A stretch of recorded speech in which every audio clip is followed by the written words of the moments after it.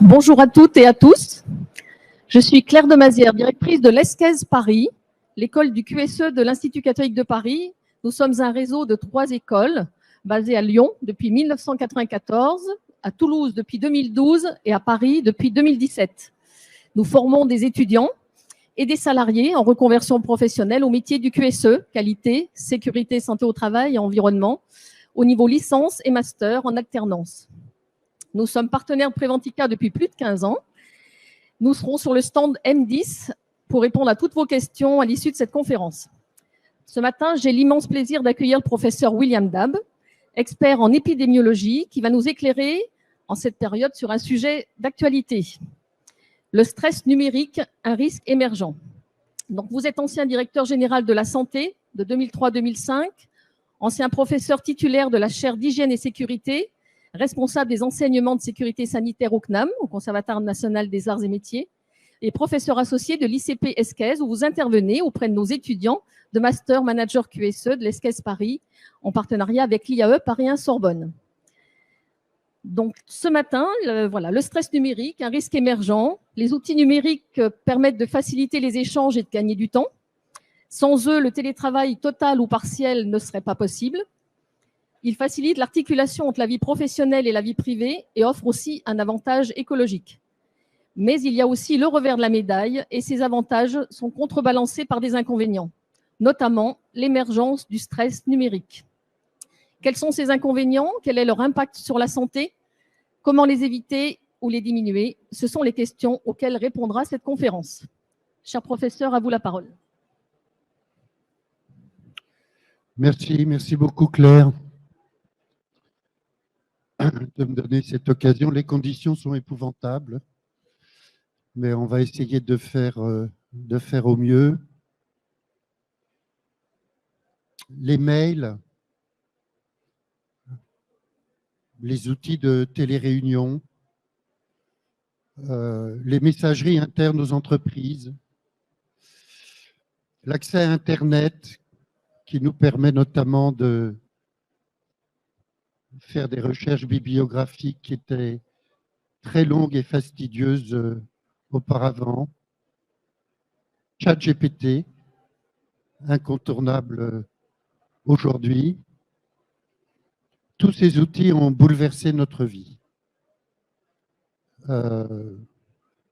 Pour les plus anciens d'entre nous, on se demande même comment a-t-on pu vivre, étudier, travailler sans ces outils qui sont tous rassemblés dans une petite boîte dans laquelle il y a au moins 20 machines. Il y a 30 ans, il fallait 20 machines pour avoir ça. Se pourrait-il que ces outils, ou plus exactement, les usages de ces outils, soient en train de se retourner contre nous et que leurs avantages vont venir contrebalancer tout ce qu'ils nous ont apporté. C'est le sujet que je vais aborder avec vous en développant 3 points. Quel est le problème? Quelle compréhension peut-on avoir du problème? Que sait-on de leurs conséquences? Que faudrait-il mettre en place dès à présent pour éviter que ce problème devienne irréversible? Je n'aborderai pas ici, parce qu'on n'en aura pas le temps, c'est un tout autre sujet, l'impact écologique des outils numériques. C'est un sujet très important, mais j'ai fait le choix de ne pas l'aborder. De quoi parle-t-on? C'est assez simple. Première approximation.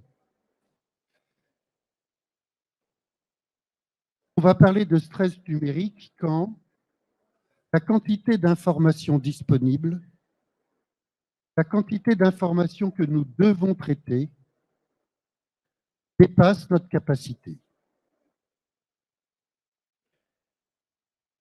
Ce sujet est en train de monter ils portent différents noms, l'infobésité, la pénibilité numérique, le technostress. Notre cerveau est une machine à traiter l'information. Ce sont des milliers d'informations que le cerveau traite. Ils lui sont amenés par nos 5 sens, principalement l'œil. 80% des informations traitées par le cerveau arrivent par l'œil. Ce sont les neurosciences qui nous ont appris cela. Et évidemment, du coup, les écrans deviennent un enjeu tout particulier.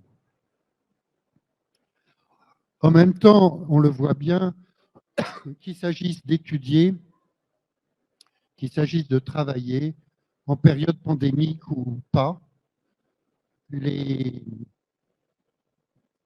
outils numériques ont permis une évolution, une souplesse que l'on peut apprécier.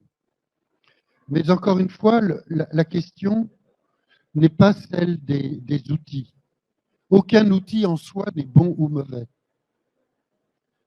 Ce qui est en cause et ce sur quoi il faut avoir un regard critique, c'est les usages de ces outils.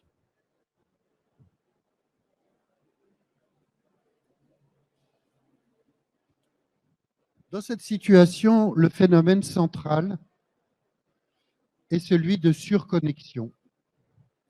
Pour parler trivialement, on est scotché à nos écrans, que ce soit les écrans de nos smartphones, qui sont consultés en moyenne une centaine de fois par jour pour chacun d'entre nous, que ce soit les écrans d'ordinateur.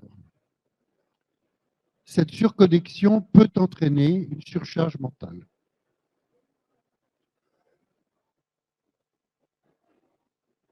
Et se met en place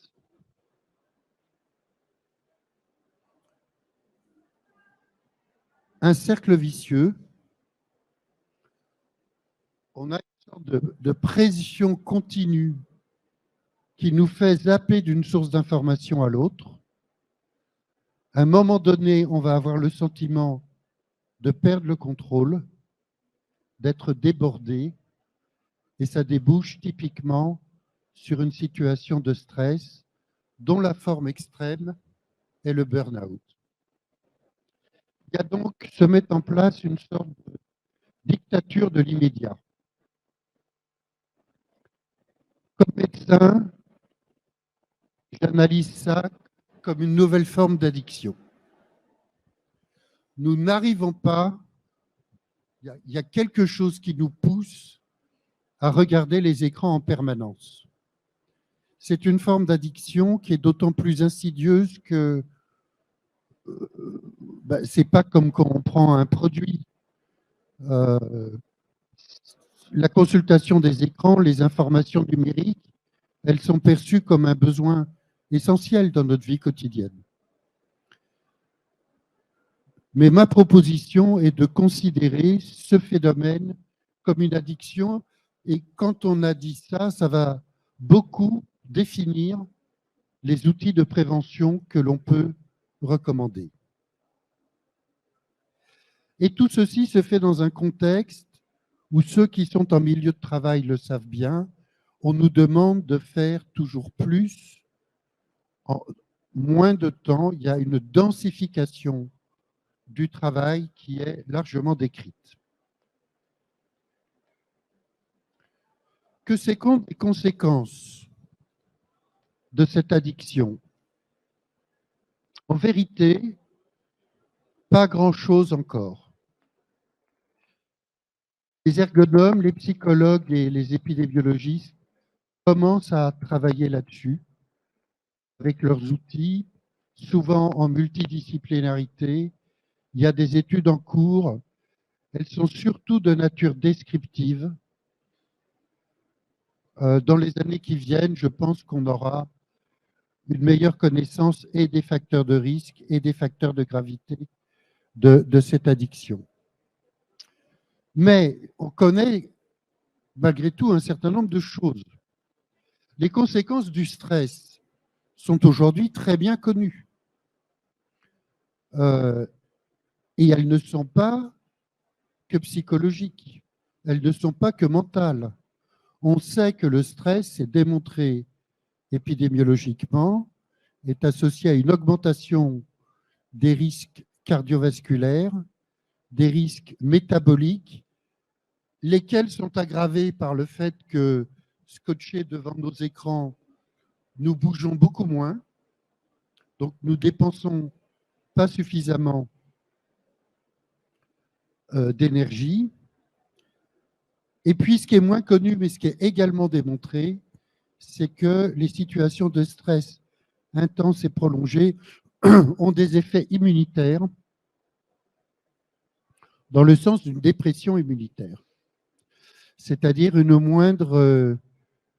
moindre défense vis-à-vis des infections. Ce stress diminue les performances intellectuelles et productives. Et puis, les outils numériques, si ils ont ouvert la porte au travail à distance, nous met aussi en situation d'isolement, avec une perte. Il faut changer de micro. Ça marche. Oui, bon, admettons. L'autre était mieux?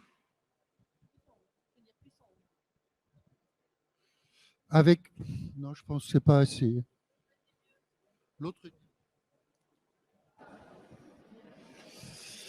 Avec une perte du collectif, et tout le monde sait que travailler, c'est aussi animer, faire partie d'un collectif, et puis une fragmentation des tâches pour lesquelles on commence à avoir des données que je vais vous montrer. Il y a quelque chose qui est moins discuté, mais je suis sûr que beaucoup d'entre vous en ont eu l'expérience.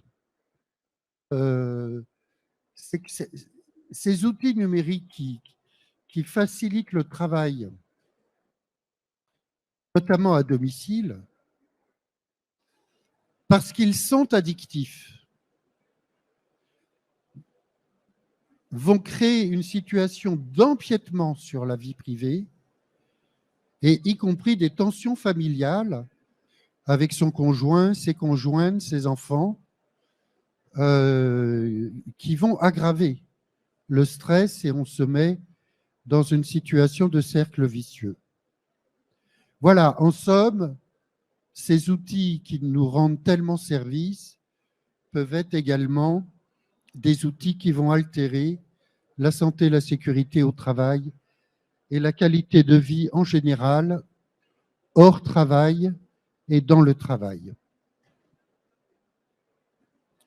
Nous commençons de disposer de quelques données. J'ai participé récemment à une réunion d'un regroupement et d'entreprises et de chercheurs qui s'appelle l'Observatoire de l'infobésité. Si vous allez sur le site infobésité.org, vous trouverez toutes ces données accessibles gratuitement. Les données de 2022 portent sur 9000 personnes. Ce sont des données qui ont été recueillies par une start-up qui s'appelle Mailloop. Et cette start-up offre des services d'analyse des pratiques numériques dans les entreprises. Ces 9000 personnes sont volontaires. Évidemment, ce recueil de données s'est fait après consultation des instances représentatives. Les personnes sont volontaires, elles ne sont pas forcées de le faire, et les analyses sont purement statistiques. Il n'y a pas de flicage individuel des pratiques numériques. On a aussi quelques études, y compris une étude qui était pionnière, publiée dans la revue scientifique numéro 1 dans le monde, Science. C'est une étude qui date de 2014. Qu'est-ce que cela nous apprend? Regardons déjà les pratiques concernant les mails. Un quart des mails que nous recevons sont liés à la pratique répondre à tous. Donc ça fait réfléchir. Le volume quotidien, bon alors là, sur cet écran, je ne peux pas lire, et puis là, je ne peux pas lire non plus. Donc, on va faire autrement.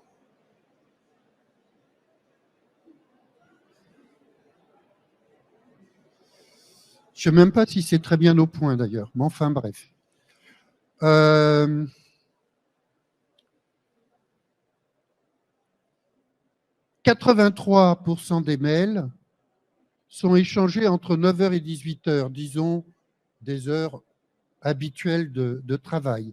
Ce qui veut dire qu'environ 20% sont quand même en dehors de ces horaires. Vous le voyez qu'ici, on peut avoir également sur cette population, qui est une population principalement de tertiaire. Est-ce que ça passe? Oui. Alors, on a plus de la moitié des employés qui passent plus que 2 heures par jour à traiter les messages électroniques. Est-ce que ça vient en plus des tâches que l'on a à faire ou est-ce que c'est inclus dans la définition de tâches? Eh bien, dans la plupart du cas, ce n'est pas inclus. C'est donc du travail additionnel. Et ce n'est pas du tout anecdotique. 40% des employés reçoivent plus de 100 mails par jour.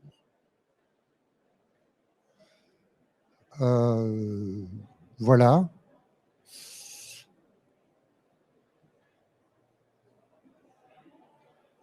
Combien de temps mettons à répondre aux mails? C'est là où la dimension d'addiction apparaît. Environ 20% des mails sont répondus en moins de 5 minutes. Donc ça, c'est le zapping complet, la désorganisation complète des journées de travail. Dès qu'on reçoit un message, dans 20% des cas, on va se donner comme priorité d'y répondre.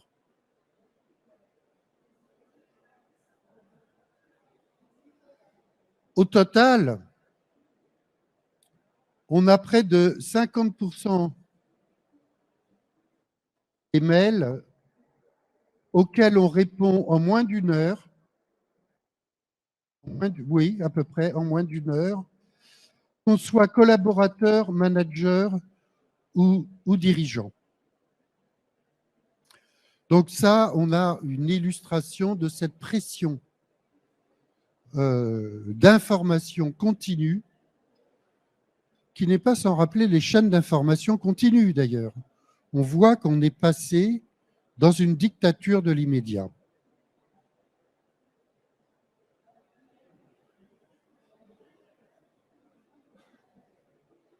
Les réunions.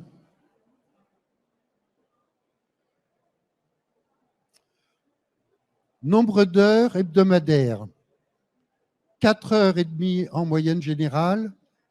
Pour les dirigeants, 12 heures. Donc voilà, on a des dirigeants qui sont maintenant plus derrière leurs écrans qu'au contact des équipes qui travaillent. Durée des réunions. Alors ça, c'est quand même très intéressant.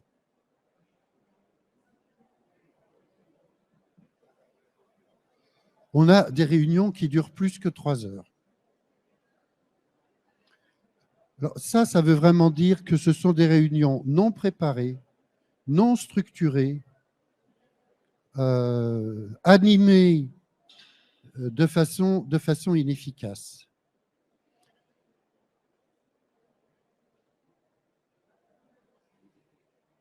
On a quand même 12% des réunions qui ont lieu après 18 heures. Donc le phénomène de débordement sur les autres aspects de notre vie, s'il n'est pas majoritaire, on commence néanmoins à le voir transpirer. Temps passé en visio, moyenne 4 heures, une croissance selon le niveau de responsabilité, 13 heures par semaine pour les dirigeants. Pour 5 jours de travail. Donc, vous voyez ce que ça représente. Alors, il n'y a pas que les mails. Il y a par exemple, Slack, où il y a la messagerie Teams.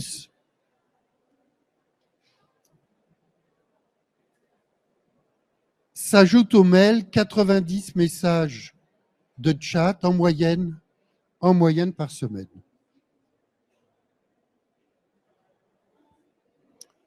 Donc évidemment, il n'y a plus de continuité dans le travail. À la question, enfin, ce n'est pas la question, c'est l'analyse des pratiques numériques. Ce n'est pas une réponse à un questionnaire. Combien de créneaux de pleine concentration, c'est-à-dire 1 heure continue, a-t-on chaque semaine? Pour les dirigeants, il n'y a plus que 11% du temps où ils ont 1 heure en continu. Pour les managers, 1/4. Pour les collaborateurs, 42%.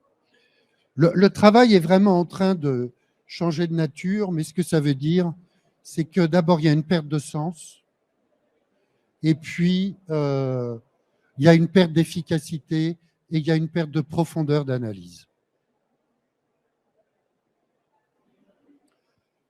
Bon, voilà la situation, elle est partielle. On n'est pas capable, on commence à avoir quelques indicateurs. On nous dit attention, alerte.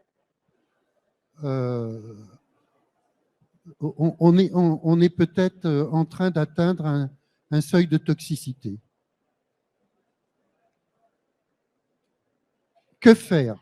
Alors d'abord, chacun d'entre nous, dans la limite de ce que nous avons à faire dans le cadre de notre travail, nous pouvons agir. Nous pouvons agir déjà en choisissant de restreindre les informations à ce qui est réellement essentiel. Et donc, chacun d'entre nous peut faire ce travail de réflexion sur ce dont on a besoin dans le cadre du travail et de laisser tomber le reste. Deuxièmement, le même travail critique doit s'exercer vis-à-vis des sources d'information. On n'est pas obligé, on le sait, il y a une étude récente là-dessus, 25% des informations qui circulent sur TikTok sont fausses. Ce sont des fake news. Donc ça, on n'est pas obligé d'utiliser ces outils. On reçoit des publicités, il y a toujours un tout petit en bas, mais minuscule, pour cliquer ici pour vous désabonner. Il ne faut pas hésiter à le faire. Il faut garder des plages où l'écran est fermé. Là, c'est une question d'hygiène mentale, parce que ces journées passées à zapper, quand vous sortez de là, vous avez le cerveau comme un gruyère. Et vous rentrez chez vous, vous ne pouvez même pas profiter pleinement de ce temps de non-travail. Les informations peuvent être organisées, peuvent être classées. On n'est pas obligé de les traiter tout de suite.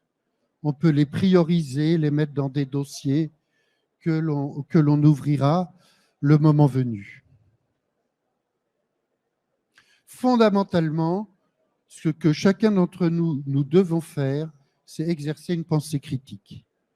Ne pas se laisser posséder comme on se laisse posséder par des drogues dures, qui fait qu'à un moment donné, il va y avoir un syndrome de sevrage parce qu'il y a cette appétence, cette demande de produits toxiques dont on ne peut plus se défaire. Ça s'appelle une dépendance. Enfin, contrebalancer ce travail par une réelle activité physique ou des activités relaxantes. On peut aller faire la sieste, si j'ai bien compris, après que je vous ai assommé et stressé, ou toute activité qui vous permettra de régénérer votre concentration. Mais si nous avons, et nous devons, je pense, réfléchir à cette situation et adopter un certain nombre de solutions, il n'empêche que l'essentiel de la prévention, elle est organisationnelle.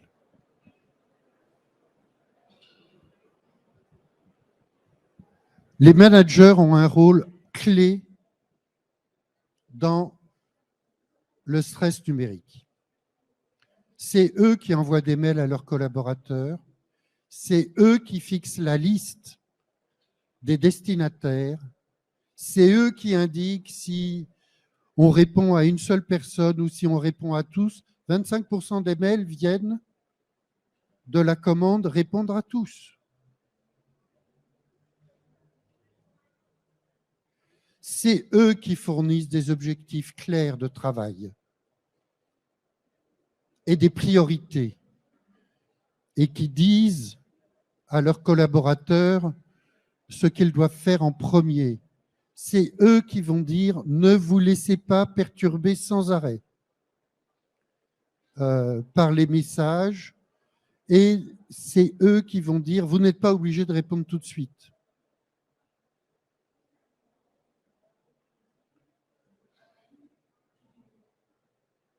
Ce sont les managers qui doivent réfléchir aux canaux de communication appropriés.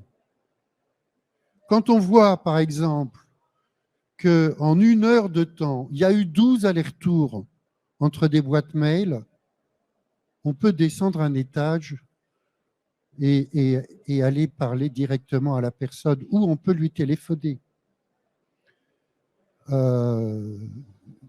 On oublie que parfois, les gens à qui on écrit, ils sont à moins de 20 mètres de vous. Ça devient complètement aberrant. Ça, la réunionnite, et surtout la réunionnite mal préparée, c'est vraiment quelque chose de très toxique. Les réunions doivent avoir un ordre du jour, des documents préparatoires, des questions auxquelles on va répondre, 1 heure de début, 1 heure de fin, un animateur, un protocole de prise de parole. Et quand l'heure de fin est atteinte, on arrête la réunion.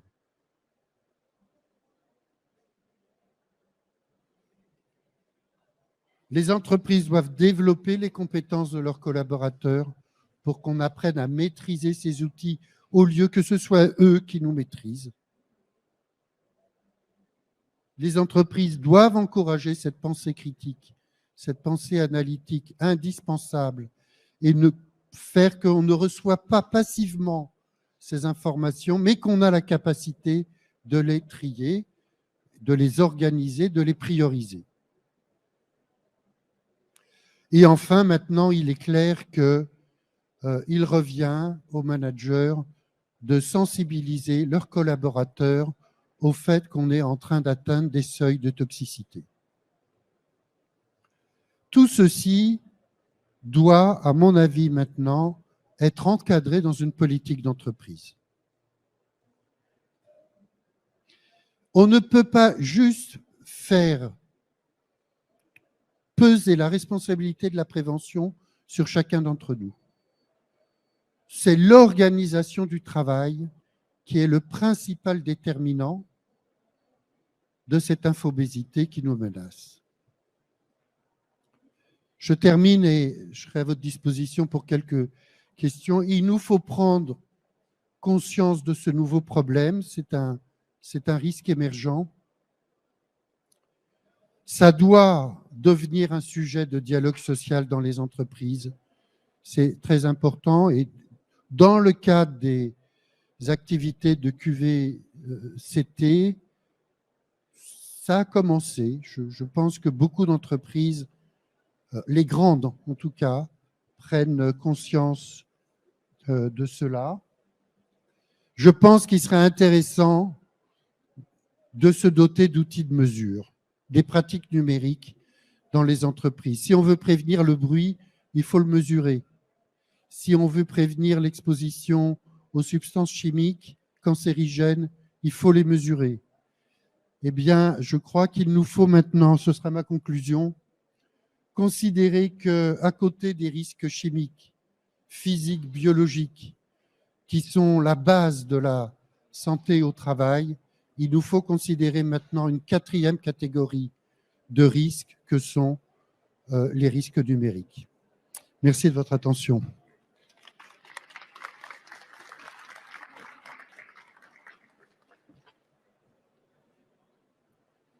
Merci beaucoup, professeur. Des questions?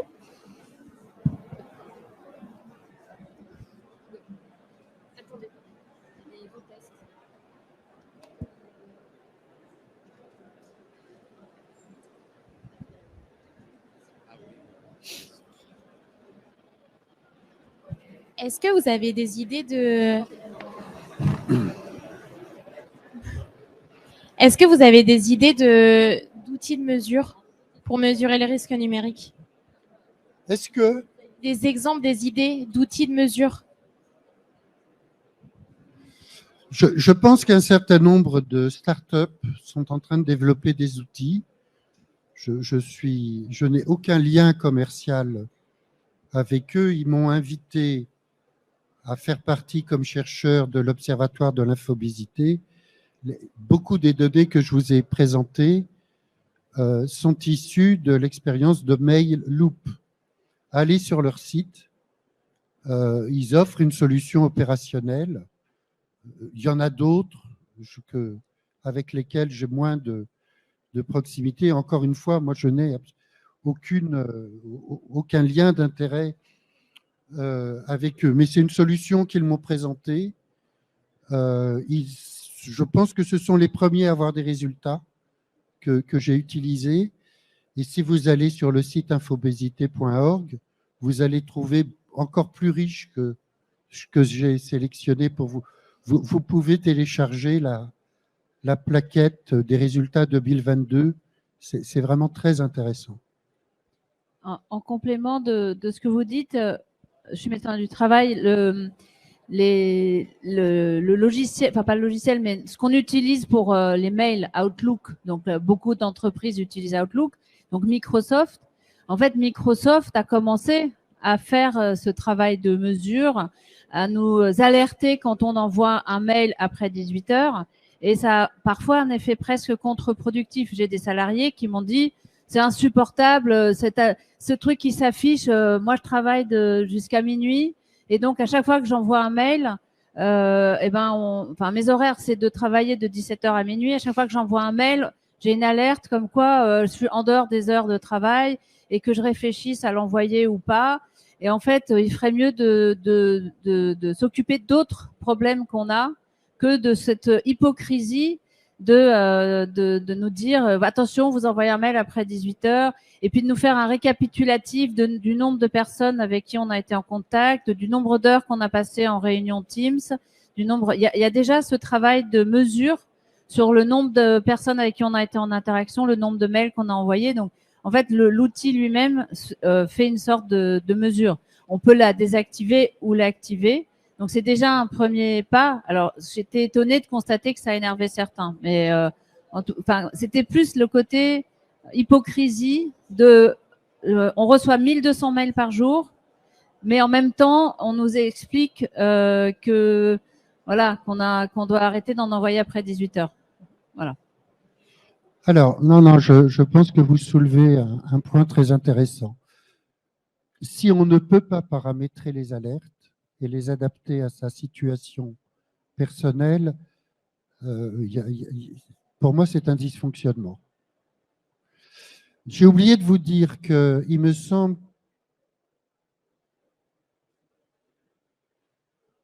que dans la suite Office de Microsoft, il y a un outil intégré dont je n'ai pas la pratique, mais voilà. Ce qui me semble important, encore une fois, je ne fais pas de publicité, mais ce que j'ai trouvé très intéressant dans la solution Mailloop, c'est qu'elle regarde toutes les sources d'information. Alors que si vous utilisez la suite Microsoft, ils vont regarder que les pratiques des logiciels Microsoft. Si vous utilisez Teams, on va vous donner votre pratique de Teams. Si vous utilisez Slack, pareil. Si vous utilisez Zoom, pareil. Je pense qu'on a besoin d'une solution intégrée qui regarde toutes les sources d'informations numériques et qui analyse toutes les sources d'informations numériques que l'on reçoit. Mais le point que vous soulevez sur l'inadaptation des alertes, il est très important, je suis d'accord avec vous. Oui, bonjour. Il faut parler fort. Oui, bonjour. Merci de la clarté de votre intervention. Je voudrais juste soulever un petit point. Je ne sais pas si, en matière de prévention, je ne sais pas ce que vous en pensez, mais… Je vous entends trop mal. Je suis vieux, sourd. Faut vraiment, ouais. Comme ça? Même là. Au-dessus? Ah, voilà. D'accord. Donc, je ne sais pas si en matière de prévention, on ne peut pas utiliser le droit à la déconnexion. Qu'est-ce que vous en pensez? Alors, le droit à la déconnexion, oui, alors non, c'est fondamental. Mais c'est ça, quand je dis qu'il nous faut une politique d'entreprise, parmi les outils, on doit avoir le droit de se déconnecter pour avoir des plages de travail continu. Il y a des, j'en connais, hein, personnellement, j'en connais, des entreprises qui coupent les serveurs le week-end.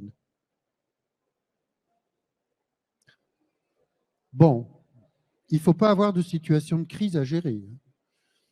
Direction générale de la santé, pas de mail le week-end, c'est compliqué quand on les a. Alors si on ne les a pas, remarquez, c'est bon, après vous êtes tranquille.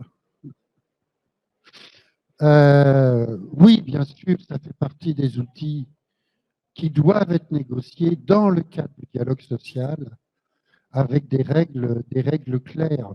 Et ce n'est pas à chacun d'inventer sa règle, quoi. Il faut que ces règles soient discutées, soient partagées et qu'elles soient adaptées aux situations personnelles.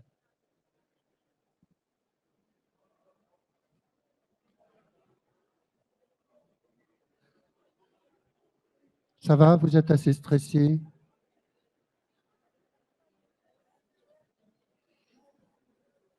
De toute façon, on a quasiment atteint l'heure. Merci encore, professeur. Je vous rappelle que cette conférence, malgré les conditions peut-être pas optimum, a été enregistrée et sera disponible en replay sur la chaîne Préventica. Et nous vous invitons à venir sur notre stand M10 de l'ESCES Paris si vous souhaitez plus d'informations ou plus de compléments sur nos formations. Merci à toutes et à toutes. Bonne journée.